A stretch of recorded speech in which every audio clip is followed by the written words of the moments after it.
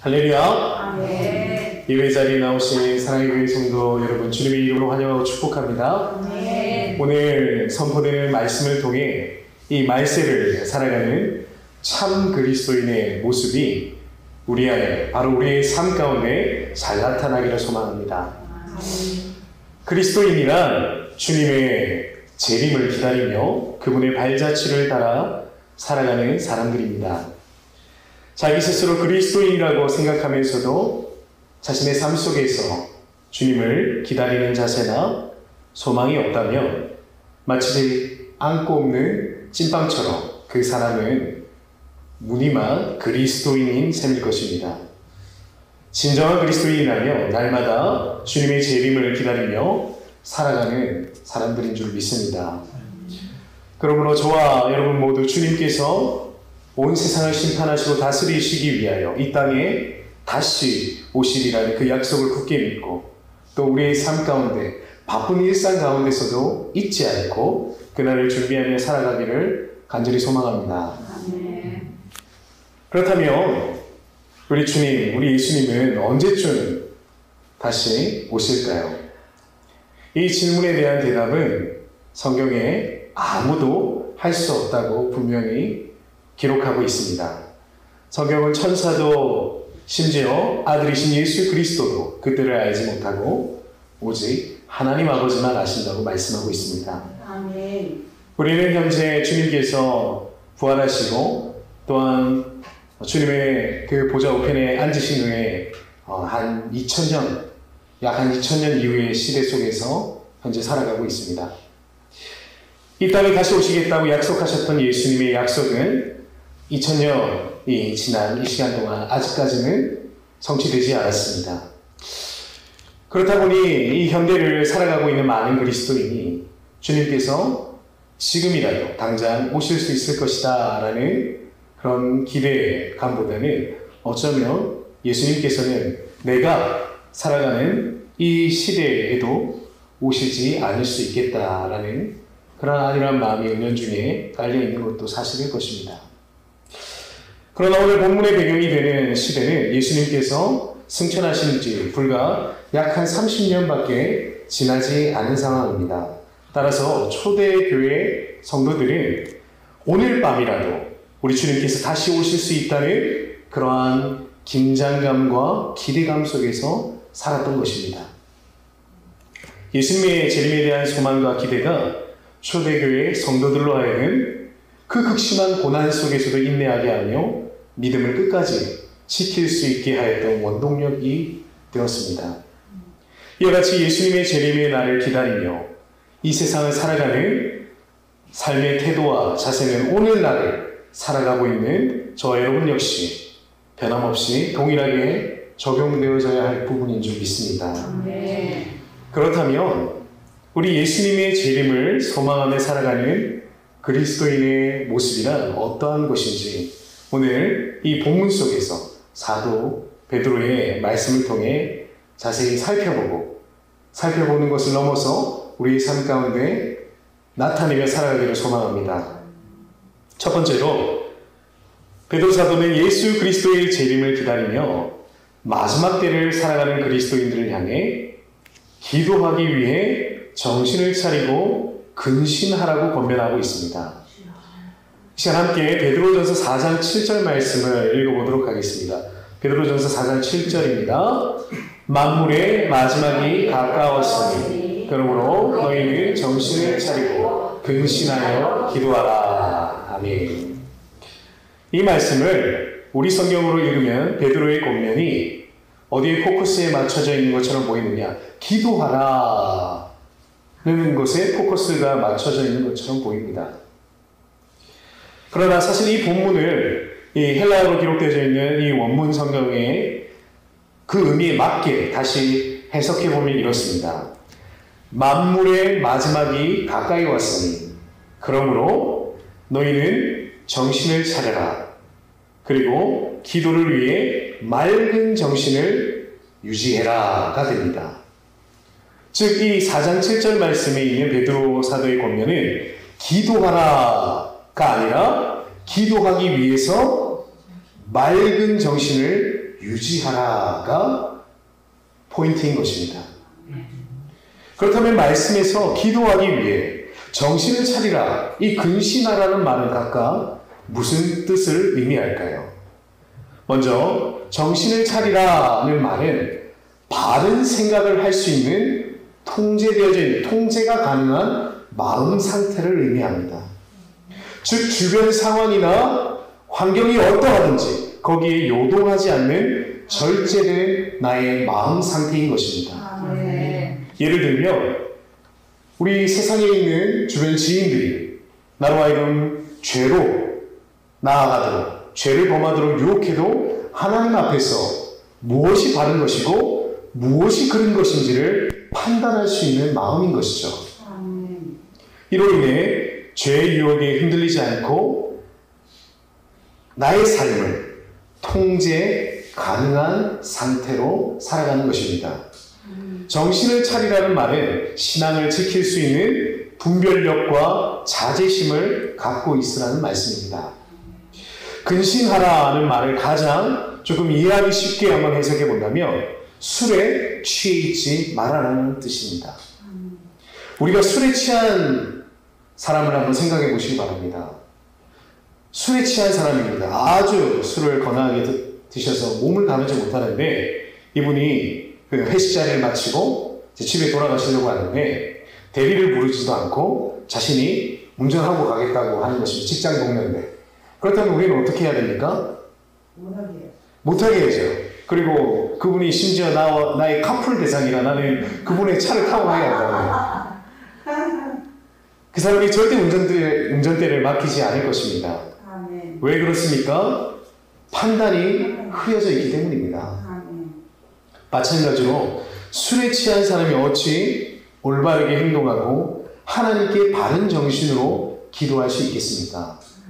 베드로는 이 세상의 마지막이 가까이 왔음을 기억하고 근심하며 살아갈 것, 즉 술에 취한 상태로 살아가지 말고 깨어서 기도할 수 있도록 맑은 정신을 유지하라고 권면하고 있습니다. 기도하지 못하도록 우리의 마음을 방해하는 세상에 여러 가지 술들이 있습니다. 이것은 돈에 대한 욕심이라는 술이 될 수도 있고 미래의 장래의 이 재물에 대한 탐심이라는 술이 될 수도 있고 세상을 살아가는 또한 염려와 근심들이 또한 세상의 술이 될 수 있습니다. 이런 것에 사로잡힌 사람은 기도에 큰 방해를 받게 되어집니다. 뿐만 아니라 기도를 하더라도 하나님이 원하시는 방면으로 구하지 못하고 내가 맑은 정신을 유지하지 못하니 내가 사로잡힌 것을 구하게 되는 것입니다. 또한 죄가 주는 짧지만 강렬한 쾌락에 빠져 살아가는 사람의 경우도 기도하기란 어렵습니다. 죄가 기도를 죽이기 때문입니다. 근신하라라는 헬라어는 1차적으로 술에 취해 있지 말라는 의미가 담겨 있습니다. 또한 정신을 맑게 하라라는 뜻도 함께 들어있음을 기억하시기 바랍니다. 따라서 7절 말씀에 기도하기 위해서 정신을 차리고 근신하라라는 말씀은 마지막 때를 살아가고 있는 그리고 주님의 재림을 기다리고 있는 성도들이 기도에 방해받지 않도록 세상의 죄악과 유혹에 빠져 살아가지 말고 언제나 영적으로 올바른 판단을 내릴 수 있도록 바른 사고를 가지고 절제하며 살아가라는 권면의 말씀입니다. 사랑하는 성도 여러분, 혹시 요즘 우리들의 기도가 막혀있지는 않습니까? 마치 꺼져가는 불씨처럼 얼마 남지 않은 초처럼 기도가 죽어가고 있지는 않습니까? 기도하려고 해도 자꾸만 딴 생각에 집중하지 못하고 있지는 않습니까? 아니면 아예 내 삶에서 기도는 사라지고 유튜브나 TV, 인터넷, 드라마, 영화, 게임, 스마트폰, 주식, 스포츠 활동, 취미생활 등 세상 것에 허우적거리고 있지는 않습니까? 만일 우리가 하루에 정말 10분이라는 시간도 따로 떼어놓고 기도를 하지 못하고 살아가고 있다면 우리는 그리스도인으로서 바른 가치관, 바른 마음으로 살아가기란 참 어려울 것입니다. 술에 취한 사람만 기도를 못하는 것이 아닙니다. 세상에 오락거리와 향락에 빠진 사람 역시 하나님을 제대로 사랑할 수 없습니다. 아멘. 한번 이런 장면을 머릿속에 그려보십시오. 어떤 한 남자가 있습니다. 한 여인을 무척 사랑하는 남자입니다. 그는 자신이 사랑하는 그 여인을 위해서라면 목숨도 버릴 수 있다고 자신 있게 말합니다. 그 여인을 위해서라면 달려오는 트럭에 내 몸을 대신 던져줄 수도 있고, 그녀를 위해서라면 날아오는 총알도 대신 맞아주겠다라고 아주 로맨틱하게 고백하는 남자가 있습니다. 사람들은 그 사람의 고백을 보면서 감동합니다. 그리고 그 여인을 향해서 참 행복하겠다, 어쩌면 저런 사람을 만날 수 있을까 하며 부러워합니다. 그런데 정작 그 주인공인 그 여인은 자신이 이 남자로부터 사랑받지 못하고 있다고 말하는 것입니다. 아니, 이렇게 정말 로맨틱하게 사랑을 고백하는 남자의 고백을 들었는데 이 여인은 이 사람 정말 나를 사랑하는지 모르겠습니다 라는 대답을 한다면 뭔가가 그 둘 사이 문제가 있다는 것을 우리가 생각해 볼 수 있습니다. 그래서 그 여인의 이야기를 한번 들어봤습니다. 왜 그렇게 생각합니까? 그 여인이 이렇게 말하는 것입니다. 제가 전화를 해도 그 사람은 하루 종일 전화를 받지 않아요. 전화 한 통, 문자 하나도 없이 이 주중에는 아무런 소식도 없다가 속이 탑니다. 어떻게 문제가 있는지. 그런데 갑자기 주말이 돼서야 나타나서 이런 고백을 한다는 겁니다. 당신을 위해서 난 죽을 수도 있어요. 그리고 그 시간도 아주 짧다는 것입니다. 그리고 전화를 바로 끊고 그리고 또 한 주간 또 잠적하는 것입니다. 사랑하는 성도 여러분, 어떻게 생각하십니까? 이 남자가 정말 이 여자를 사랑하는 것이 맞습니까? 아니요. 네, 저도 아니라고 생각합니다. 진정한 사랑은 사실 말로만 하는 것이 아니기 때문입니다. 아멘. 내가 정말 상대방을 사랑한다면 그 사람과 함께 좋은 시간을 함께 보내야 하는 것입니다. 아멘. 사람들은 연애할 때 보면 없는 시간 가운데서도 쪼개고 쪼개서 만나지 않습니까? 제가 신학교를 다닐 때 동기인데 1살 형이 있습니다. 가깝게 지내는 형님인데 결혼을 했습니다. 결혼을 해서 그 부부가 미국으로 유학을 준비했습니다.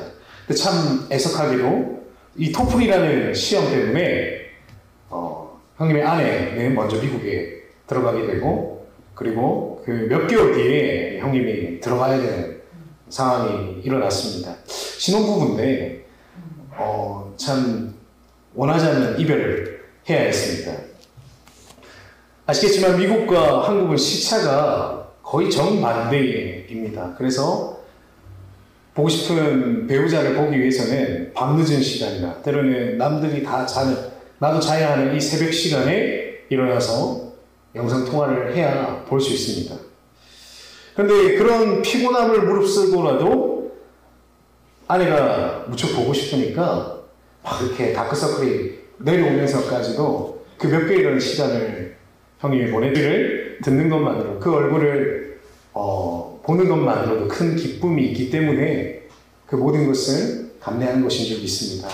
사랑하는 성도 여러분, 정말 하나님을 사랑하십니까? 아멘. 그렇다면 저와 여러분이 하나님을 향한 사랑이 진실하다는 것을 말과 함께, 말을 하지 말라는 것이 아닙니다. 우리 주님도 우리의 고백을 듣기를 원하십니다. 아멘. 말과 함께 행동으로 보여드리면 참 좋겠습니다. 아멘. 하나님은 말로만 하는 사랑을 원하지는 않을 것입니다. 아멘. 세상에 그 누가 말로만 하는 사랑을 원하겠습니까? 하나님께서도 우리의 진실한 사랑을 받기를 원하고 계십니다. 아멘. 일주일 동안 아무 소식도 없다가 주말에 짠 하고 나타나서 잠깐 대화하고 돌아서는 것이 아니라 매일 전화하는 사이가 되어야 되겠습니다. 아멘. 부득이 전화를 못하는 상황이라면 우리 주님께 카톡이라도 남기는 저와 여러분 되기를 원합니다. 사랑하는 성도 여러분, 한 사람의 그리스도인이 진실로 하나님을 사랑하게 되면 그는 반드시 기도하게 되어 있습니다. 아멘. 아무리 삶이 바빠도 틈내서 기도합니다. 아멘. 시간이 없으면 시간을 쪼개고 만들어서라도 아멘. 기도합니다. 아멘. 왜 그렇게까지 합니까? 그렇게 해야 되기 때문입니까? 그렇지 않습니다. 하나님을 사랑하기 때문입니다. 아멘. 하나님을 사랑하는 사람들에게는 기도하는데 시간도 장소도 구애받지 않습니다. 아멘. 우리 사도 바울을 한번 보십시오. 그는 하나님을 얼마나 사랑했는지 빌립보 감옥에 갇혀 있을 때도 기도했습니다. 아멘. 사도행전 16장 23절 말씀을 보니 로마 병사들이 그의 옷을 벗기고 몽둥이 찜질을 했습니다. 심하게 때린 후에 그를 감옥에 그 차가운 감옥에 던져놓고 그의 발에는 차갑고 무거운 그 착고를 채웠습니다. 그런데 그 한밤중에 되자 바울이 언제 자기의 삶에 그러한 핍박과 고통들이 있었느냐 하는 듯 하나님께 기도하고 찬양하는 것입니다. 사랑에 빠진 사람은 이처럼 시간과 장소를 가리지 않고 사랑하는 상대방을 생각하기 마련입니다. 아멘. 우리 중에 이 빌립보 감옥에 갇힌 사도 바울보다 기도하기 어려운 상황이나 환경이 있으신 분은 아마 없을 것입니다. 오히려 우리는 그보다 더 기도하기 좋은 환경이 있습니다. 그렇다면 중요한 것은 우리의 마음 상태입니다. 아멘. 사도 베드로는 우리에게 기도하기 위해, 주님을 뜨겁게 사랑하기 위해 술에 취해 살아가듯이 세상에 취해서 살아가지 말라고 지금 권면하고 있는 것입니다. 링 안에 들어가는 선수가 정신을 바짝 차리고 경기에 임하는 것과 같이 기도하기 위해서 정신을 차리라고 말씀합니다. 아멘. 혹시 우리가 지금 세상의 죄악에 취해서 살아가고 있는 것은 아닌지, 우리의 삶이 너무나 바쁘다는 그 핑계로 기도를 뒷전으로 보낸 것은 아닌지 점검해 보신 저와 여러분들께 소망합니다. 아멘. 하나님을 사랑하는 사람은 기도합니다. 아멘. 마지막 때를 살고 있는 저와 여러분, 매일 기도하는 삶을 통해 하나님을 향한 우리의 참된 그 사랑을 증명하는 삶이 나타나기를 간절히 소망합니다. 아멘. 두 번째로 이 말세를 살아가는 그리스도인들을 향해 베드로 사도는 무엇보다 서로 열심히 사랑하라고 권면하고 있습니다.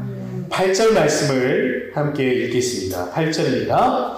무엇보다도 열심으로 서로 사랑할지 사랑은 허다한 죄를 덮느니라. 아멘. 오늘 본문 말씀을 자세히 한번 보면 8절, 9절, 10절 말씀에 동일하게 등장하고 있는 단어가 있습니다. 그것은 서로입니다. 서로. 아멘. 서로 사랑하라, 서로 대접하라, 서로 봉사하라. 여기서 서로라는 것은 이 서로라는 것의 대상을 정의하는 것이 참 중요한데, 이 서로는 무엇이냐? 예수를 믿음으로 하나님의 가족이요, 한 형제된 그리스도인 공동체 안에서의 관계를 의미합니다. 아멘. 우리가 세상 모든 사람을 사랑한다는 것은 현실적으로 불가능합니다. 하나님은 우리에게 교회라는 공동체를 주셨습니다. 아멘. 우리는 이 공동체에 속한 사람들을 서로 열심히 사랑하며 살아가야 합니다. 아멘. 그것이 바로 우리 주님께서 원하시는 그리스도인의 삶, 특별히 이 말씀을 살아가는 삶의 모습이기 때문입니다. 8절 말씀을 보면 이런 단어가 있습니다. 무엇보다도. 이 표현은 우리 그리스도인들의 삶 속에서 여러 가지 나타내야 할, 증인이 되어야 할 삶의 모습들이 있는데, 그 중에서도 제일 중요한, 제일 우선순위에 두어야 할 것이 바로 서로 열심으로 사랑하라라는 것을 말씀하고 있습니다. 아멘. 그리스도인의 1번이 무엇이냐? 사랑입니다. 아멘. 앞서 말씀드린 대로 이 사랑은 교회 공동체 구성원들 상호 간의 사랑을 말씀하는 것입니다. 아멘. 열심으로 사랑하라는 말씀은 교회 내에서의 사랑이 형식적인 사랑이 아니라 진실하고 진지한 사랑이어야 함을 말씀하고 있습니다. 아멘. 하지만 교회 안에 있는 모든 사람을 동시에 사랑한다는 것은 참 쉽지 않습니다. 우리가 모든 성도를 동시에 진실하게 사랑하려고 시도를 한다고 한번 가정해 보십시오. 우리는 한계를 곧 깨닫게 될 것입니다. 왜냐하면 우리는 시간의 한계가 있습니다. 공간의 한계가 있습니다. 우리 교회 성도님들을 하루에 모두 만난다고 생각해 보십시오. 약속을 잡고 차를 이동하고 보통 일이 아닐 것입니다. 물론 피상적으로 사랑하는 것은 가능합니다. 그러나 교회 구성원 모든 사람에게 이런 피상적인 사랑을 나눠주는 것은 그 사랑을 받는 상대방뿐만 아니라 나 자신에게도 큰 유익이 없습니다. 그래서 우리는 선택과 집중이라는 전략을 이 사랑하는데도 사용해야 하는 것입니다. 한 번에 모든 사람을 피상적으로 사랑하려고 우리가 노력하는 것이 아니라 소수의 사람들, 셀, 목장의 구성원에게 우리가 집중하여 진실하게 사랑하는 방법을 우리는 택해야 하는 것입니다. 공동체 내에서 이 소수의 사람을 택하여 그 사람과 깊은 교제를 나누고 친밀한 관계를 형성하는 것은 바로 우리 예수님께서 선택하신 사역의 방법이었습니다. 예수님께서는 12명의 제자들을 선택하시고 그리고 그 12명 중에서도 3사람을 더 선택하셨습니다. 그리고 깊은 교제의 시간에 3년 반 동안 그 공생의 기간 중에 그들에게 집중하셔서 주님의 시간을 거의 한 70% 이상을 그들에게 쏟으셨습니다. 또한 예수님은 물론 이 회중과 또 많은 사람들을 대상으로 사역을 하셨습니다. 그러나 더 집중한 사람이 누구였습니까? 그 12제자 가운데서도 베드로, 야고보, 요한 이 3사람을 집중적으로 양육하셨습니다. 해당에서 말씀을 가르치시고 가는 곳마다 복음을 전파하셨습니다. 그리고 때마다 사마리아 여인, 나인성의 과부, 니고데모, 삭개오와 같은 복음이 필요한 사람들에게 1대1로 만나는 시간을 보내시기도 하셨습니다. 이와 같이 예수님께서는 많은 사람을 만나시고 사역하셨고 그러나 여전히 예수님의 삶을 돌아보면 그는 자신의 공생의 기간 중에 대부분의 시간들은 이 12명의 제자들을 집중하시고 양육하시고 훈련시키시는 데 보내셨다는 것입니다. 그렇습니다. 사랑하는 성도 여러분, 모든 사람을 동시에 피상적으로 사랑하는 삶의 방식은 결코 우리 교회를 건강하게 만들지 못합니다. 한 사람을 진실하게 사랑하는 것, 그것이 하나님께서 우리에게 원하시는 삶의 방식입니다.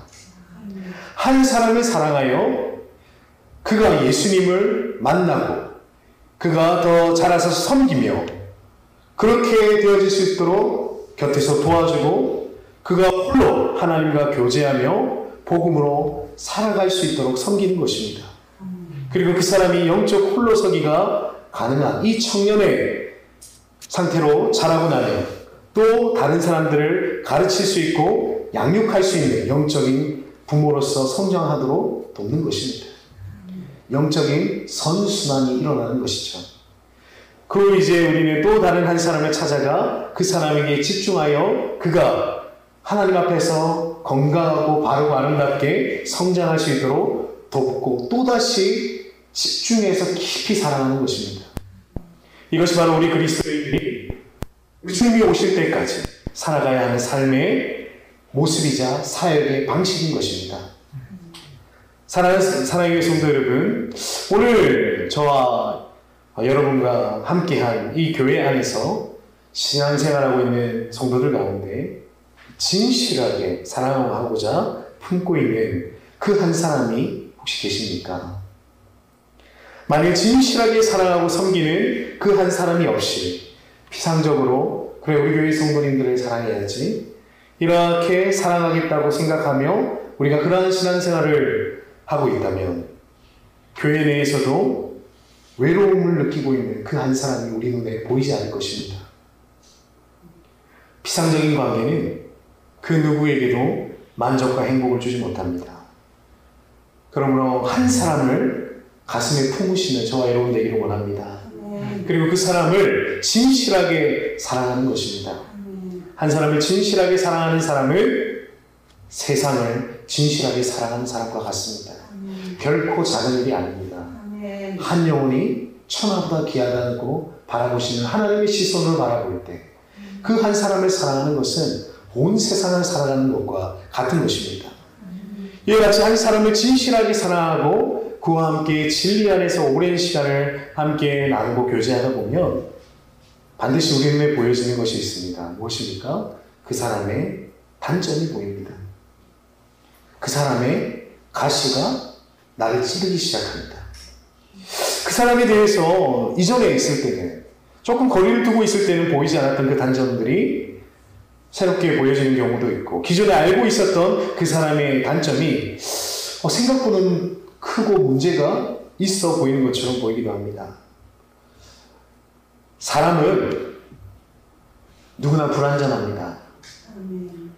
사람은 누구나 이기적이고 악하고 또 연약한 존재입니다.